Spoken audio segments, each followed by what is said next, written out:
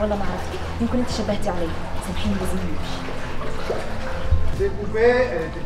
Allez, on la refait tout de suite. Allez. Dans la foulée. Fatma. Oui. والله ما عرفتكش، يمكن شبهتي علي، لازم نمشي. Très bien. Voilà, c'est super. Ok. On reprend. Ok, on fait le dernier phare. Alors, dernier plan de la séquence. Ultimo piano della scena. Allez. Moteur. Moteur demandé. En bloc, silence. Nerfou. Et action.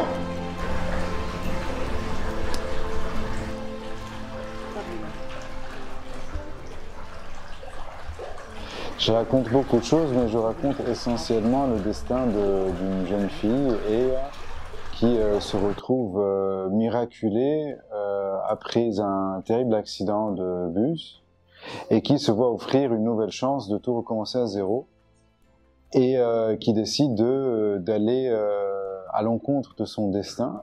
Je dirais que c'est un film sur l'affranchissement, sur l'émancipation, et sur la découverte de soi aussi. Mais c'est aussi, surtout, un film sur la Tunisie de nos jours, en 2023. Qu'est-ce qu'être un jeune? Qu'est-ce qu'être une femme? Qu'est-ce qu'avoir des rêves? Et comment peut-on s'affranchir de tout quand on a différents obstacles devant nous? C'est un film qui suit le destin de cette femme, mais qui aussi raconte beaucoup la Tunisie de nos jours, avec ses tabous, avec ses problématiques. Nous avons pris le temps, voilà, de déjà permettre à Mahdi de choisir son sujet et de le développer. Nous l'avons développé en étroite collaboration avec aussi notre coproducteur français, Dolce Vita Film Marc Yermer, avec lequel nous avions collaboré sur un fils. Je trouvais aussi très intéressant que Mahdi soit de la jeune génération tunisienne, raconte des histoires peut-être moins convenues et plus urbaines aussi, même si ici on est à Tozeur ou que pour un fils on était à Tataouine, mais c'est néanmoins des histoires moins rurales, plus modernes, et donc aussi totalement universelles que Mahdi souhaite raconter et souhaite mettre en scène.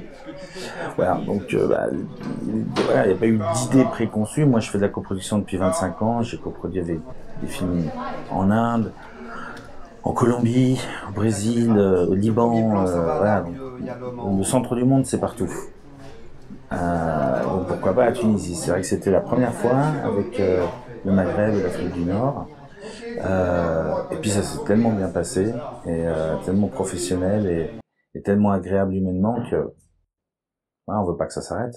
You know, this kind of strange connections. Like I never expected to shoot a movie in Tunisia, but then it's so close also, this country to Italy, that makes totally sense. And the director, Mehdi, he's Italian. He has Italian citizenship beside having the Tunisian one. So everything matched basically. Mais c'est arrivé très facilement puisqu'on était déjà coproducteur d'un fils et que la coproduction sur un fils, le tournage d'un fils, le film lui-même et le travail avec Mehdi était un vrai bonheur. Donc il y avait comme une espèce d'évidence à ensuite se retrouver tous ensemble avec Marc et Habib, Flaminio, nouveau venu que je ne connais pas encore mais qui va être forcément formidable puisqu'on est tous sur cette aventure. Voilà. Donc il y avait une évidence à se retrouver tous ensemble et à continuer l'aventure avec nous.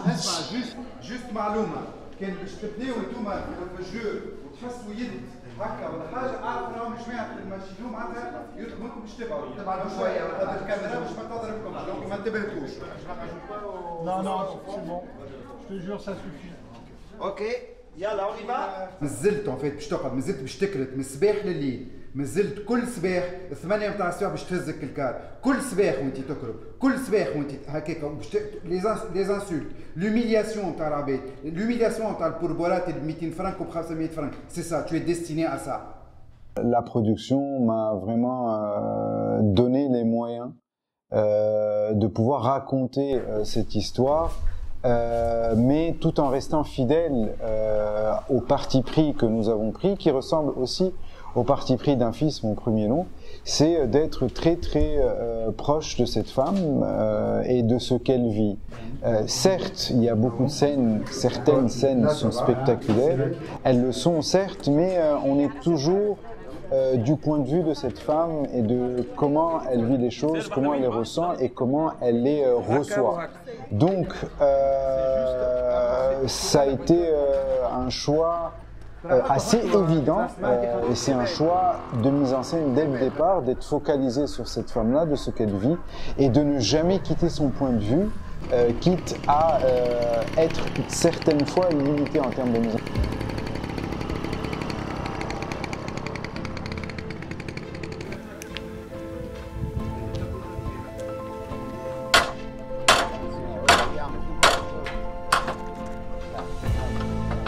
Parce que la fenêtre, elle, c'est perfait.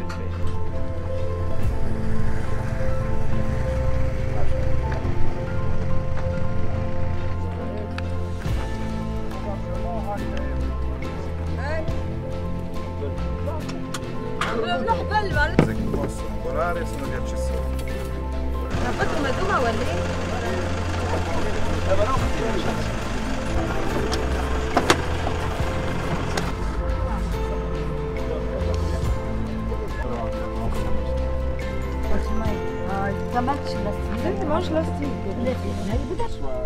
C'est ce que j'ai le plus en vue, quoi, la flamme.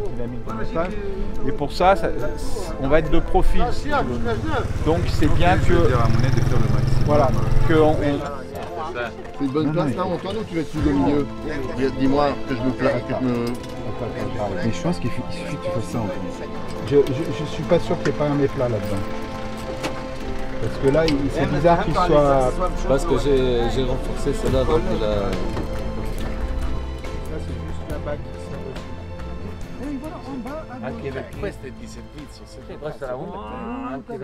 Il y a certaines scènes de cascade, je dirais que elles coûtent cher. Nous avons tourné une partie d'une scène aujourd'hui, par exemple, à Tozeur, qui à elle-même nous a coûté plusieurs dizaines de milliers d'euros. Mais nous avons tenu à ce que cette scène soit filmée de cette manière-là, d'une manière réaliste, qu'on ait un minimum d'intervention en post-production, que les spectateurs, quand ils voient cette scène de grande cascade, qu'elle soit vraie devant eux, pour qu'ils adhèrent de plus en plus. Donc, et ça, nous avons interpellé les partenaires participants à la coproduction du film, notamment la France et la Tunisie, et l'Italie, évidemment. Et donc, c'est le fruit de cette collaboration tripartite entre techniciens, chevronnés, artistes, de 3 pays, qui a permis que cette scène soit tournée et soit spectaculaire. Il faut qu'elle soit vraiment spectaculaire, avec un minimum d'intervention en post-production. Donc tout sera, je dirais 95%, sera vrai. C'est un choix que je voulais respecter dès le départ, car c'est à travers ses yeux que nous racontons le film, qui commence dans le sud, qui commence dans une mise en scène qui généralement la précède. Donc, la caméra, c'est un choix que nous avons fait avec Antoine, d'avoir une caméra très organique, très viscérale, très en mouvement, qui la suit, qui la précède, pardon, à 2 heures, pour raconter comment cette femme n'arrive pas à joindre les deux bouts, comment elle est toujours, elle essaye d'y arriver, mais elle n'y arrive pas. C'est une caméra qui la précède pour raconter combien elle est toujours en retard, comment toujours elle rame. Et donc voilà, on joue un petit peu avec le point de vue pour justement rester fidèle à ce qu'on raconte, et à ne jamais tomber dans le côté un petit peu sensationnel que peut offrir la mise en scène des fois. On peut facilement tomber dans le côté sensationnaliste ou spectaculaire, à vouloir un petit peu toujours raconter tout ou surdécouper. Et donc l'idée avec Antoine et Berlé, le chef opérateur, qu'on avait un doute par rapport à la mise en scène, si on avait un dilemme ou un doute, où on savait pas comment affronter certaines séquences, on se disait comment aller vers. La clé, en fait, à la réponse était là. La première fois que Mehdi m'a parlé du film, en fait, il m'a donné qu'une seule référence, qui était Les Nuits de Machad, film iranien, je me souviens plus le nom du réalisateur. Voilà, qui est un film très en mouvement. Alors par rapport au projet de Mehdi, Les Nuits de Machad, c'est un film très très en mouvement, qui se passe essentiellement dans la rue la nuit. Il y a beaucoup de choses en moto, en mouvement. Donc nous, c'est pas, sont des situations quand même beaucoup plus diverses, des choses plus installées, etc. Donc c'est un peu modéré, mais bon, j'essaie de garder sinon des références de teinte. Et quand on est en caméra portée, on est tout le temps en caméra portée de toute façon sur les films de Mehdi, excepté des plans très longs focales ou des plans larges et fixes qui méritent d'être stables. Mais voilà. Donc j'ai gardé un peu, je dirais plus l'idée des ambiances de Nuit de Machad que le travail au cadre qui est dans Nuit de Machad un travail remarquable, très très fluide, qui accompagne tout le temps le personnage principal. Mais là, un personnage principal qui est plus en mouvement que chez nous. En tous les cas, voilà. Donc c'était un peu la seule référence. Après, moi j'ai fait quelques essais, que je lui ai montré, et puis on a discuté un peu des couleurs autour de ces premiers essais. Et puis voilà, on est parti comme ça. Casté sur des scènes qui existent dans le scénario, car généralement je suis toujours déçu dans des bureaux froids, impersonnels, sans lumière, sans décor, sans accessoires, sans costume. Et du coup, on a improvisé un exercice, un moment dans le film, qui existe, mais après, libre cours à toutes les prétendantes. Je leur explique généralement la situation, et à elles, libre cours d'aller dans la direction qu'elles veulent. Le casting, عدت le casting. C'était pas du tout classique ستاندار معناها مش عطاني تكست وقريته وجربت قدامه ما حكى لي على السيناريو وحكى لي على البيرسوناج وحطني في سيتواسيون هي في المركز وقتها دونك جي امبروفيزي اي كوم باغ هازار شطر لامبروفيزاسيون وانا مازلت ما قريتش سكريبت وقتها شطر لامبرو كانت كيما اللي كتبوا مهدي. Donc c'était le premier casting, بعد عاود كلمني على pour un deuxième, كيف j'ai improvisé, le troisième casting قال لي c'est bon, انت اخترتك. Ok en place s'il vous plaît باش نعمل الميكانيك عايشكم.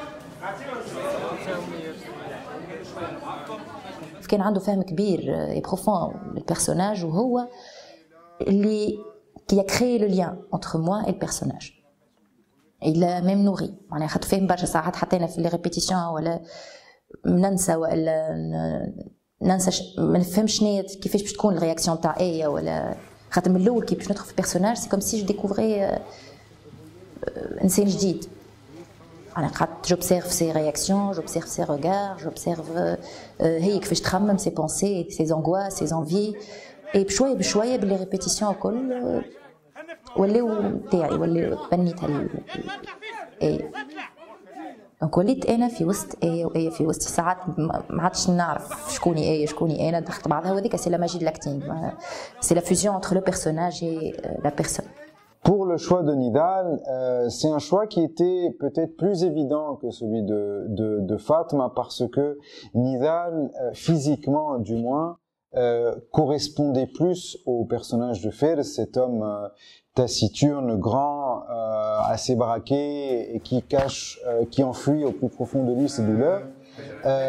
Si physiquement il correspondait parfaitement, j'ai demandé à Nidal beaucoup de sacrifices car Nidal a pris, je crois, une dizaine de kilos, a arrêté la musculation pour justement le rendre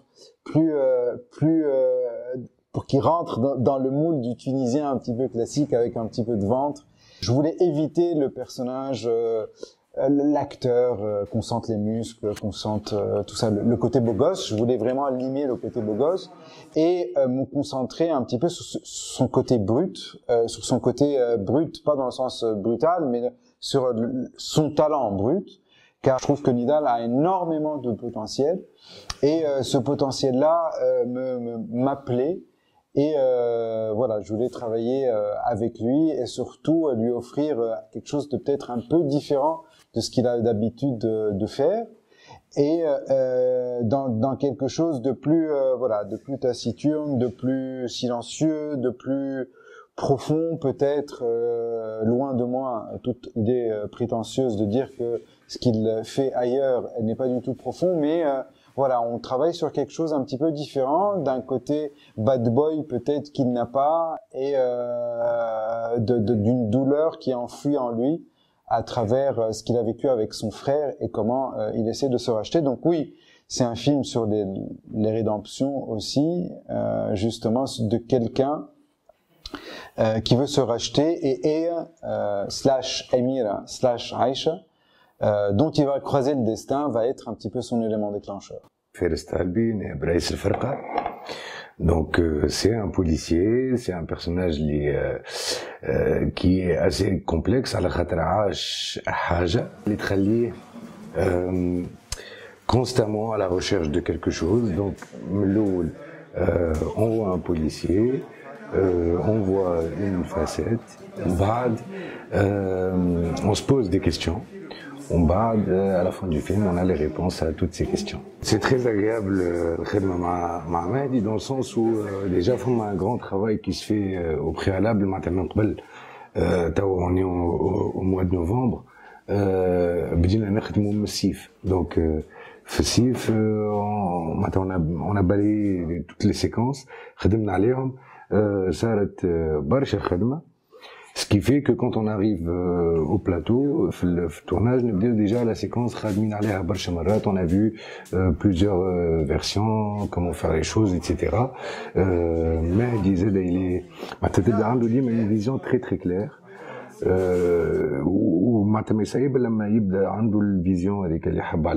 Ce qui est agréable, c'est qu'il prend énormément de temps pour faire sa vision des choses, pour faire ce qu'il veut exactement. Une très très belle personne, une très belle découverte, très doux. En fait, c'est ma deuxième expérience avec Mahdi Parsaoui. J'ai déjà travaillé avec lui sur le film Un fils. Mon travail consiste à superviser les raccords du film. À part les raccords, en fait, avec Mahdi, on travaille beaucoup sur les dialogues, comment il va filmer, le découpage, la continuité du film, l'état des acteurs, des personnages. En fait, je me coule, c'est ممتع بعد الخدمة مع مهدي. معناتها on parle beaucoup avant de tourner. Il prépare bien son tournage. معناتها préparation نحكي نحكيو على les séquences, على les dialogues, على كل شيء. معناتها on le prépare avant d'entamer معناتها le tournage. Déjà la préparation نحضروا كل شيء. À part ça, le tournage quand on voit les scènes معناتها ما حاجات نجمو نبدلوها نحسنوا فيهم نحيوهم نزيدوهم. نخدم beaucoup avec l'équipe des raccords, le costume, le maquillage, accessoires, نشوف les décors, les dialogues, نقعدوا des répétitions avant de tourner. نشوفوا les répétitions, qu'est-ce que ça donne. بعديك نخدم beaucoup sur le montage. نحكيو برشا montage, comment ça va être monté. Mon équipe et moi, nous avons dû concevoir les costumes du film Aïcha. C'est une tâche qui n'a pas été toujours évidente parce que on a quand même plusieurs axes, plusieurs personnages, différentes ambiances, différents mondes, on va dire. Donc il y avait quand même deux axes principaux, surtout pour le personnage principal, et on voit l'évolution et le changement, une vraie métamorphose du personnage principal. Donc ça n'a pas toujours été facile de voir cette évolution et ce changement. Donc on a surtout travaillé sur ça. Après, il y a eu beaucoup de figurations spéciales pour justement créer cette atmosphère dans laquelle doit évoluer notre personnage principal. J'avoue que travailler avec lui est plutôt, je vais pas dire facile, non, il n'y a rien qui se passe comme ça facilement, mais on va dire qu'on se comprend parce que Mahdi sait ce qu'il veut et c'est plus facile pour moi de travailler avec des réalisateurs qui savent vraiment ce qu'ils veulent. Il est vrai qu'ils nous dirigent au début, donc ils nous guident, ils nous disent ce qu'ils veulent, et ils me laissent quand même concevoir ce que moi je vois et je lui propose. On va dire que l'idée de base est bien sûr basée sur sa vision à lui. Après, c'est à moi de creuser pour pouvoir trouver quelque chose qui l'arrange lui et qui me va à moi aussi. كلمني مهدي bien sûr, il m'a convoqué, enfin il m'a appelé, حكينا على السيناريو شويه، قال لي اقرا السيناريو ومن بعديك كلمني. قبلنا حكينا على لي ديتاي تاع لي زيفي سبيسيو اللي فيهم وكل شيء، فوالا وبعديك عملنا دي زيسي. فما حاجات انا ريتهم معناتها اللي هما يكونوا اللي هو ما راهمش كيما انا وياه، معناتها سي نورمال هذاك كل مخرج وكيفاش يرى الحاجه. ومن بعديك دونك اون ايتي داكور سور ان تروك، وحاجات ساعات يبدلهم لك حتى في التورناج، فهمت؟ مش هو بركه اي مخرج وكان معناتها يبدل لك دي فوا حاجات في التورناج، فهمت؟ سكي نورمال، فهمت؟ وساعات نتناقشوا فيهم باسكو ساعات نبدا انا بيدي مش مقتنعه بهم ويبدا هو مقتنع بهم، هو يفوا اوتر شوز معناتها اوترومون علي انا دي فوا. Et وبعد je trouve ça un peu logique aussi بعد في الاخر، فهمت؟ دونك عملت une petite recherche باش تعرف كيفاش، باش تعرف كومون تو ماكي معناتها باش توصل للريزولتا معناتها بلوز او موان تقرب معناتها للحقيقه، فهمت؟ وبيان سور فما حاجات راح نزيدوهم خاطر اون في دو لا فيكسيون زاد تحب ولا تقعد سيدي نقعد ديما فيلم معناتها، فهمت؟ ساعات المخرج يشوف حاجات اللي انا ما نراهمش، فهمت؟ كيفاش نجم نوصفهم لك؟ سون تري بروفيسيونيل مي ان طون ديكونتراكتي، مش تخرج على في ميليتير نقوموا الصباح نصوروا ونخدموا ما نحكيش. سيتي تري فلويد، حسوني معناها حسيت لي انا اليز على الاخر، حسيت روحي نعرفهم عندي برشا. بيان سور بعد ايامات من التورناج بدينا نعرفوا بعضنا، بدينا معناها سواء مع الكوستيوم، ماكياج، لاسيستانا، ليكيب تكنيك، ليكيب ارتستيك، لي زاكتور، فما اللي فيهم نعرفهم فما اللي لا. L'ambiance est très conviviale, une très très belle équipe. أنا جيت جديد on va dire في l'équipe هذه، mais j'ai été très très bien reçu et très très bien accepté. Il est très exigeant avec les acteurs et avec l'équipe technique. Ils s'entourent, ils font confiance, c'est très rare. باش تلقى عبد aussi sympathique et aussi il te met à l'aise. Je ne suis pas le seul à faire le film, j'ai beaucoup de chance car je suis très très bien entouré et j'espère que le résultat sera satisfaisant. On verra. J'ai hâte d'entamer le montage un petit peu pour voir un petit peu ce qu'il en est de tout ça.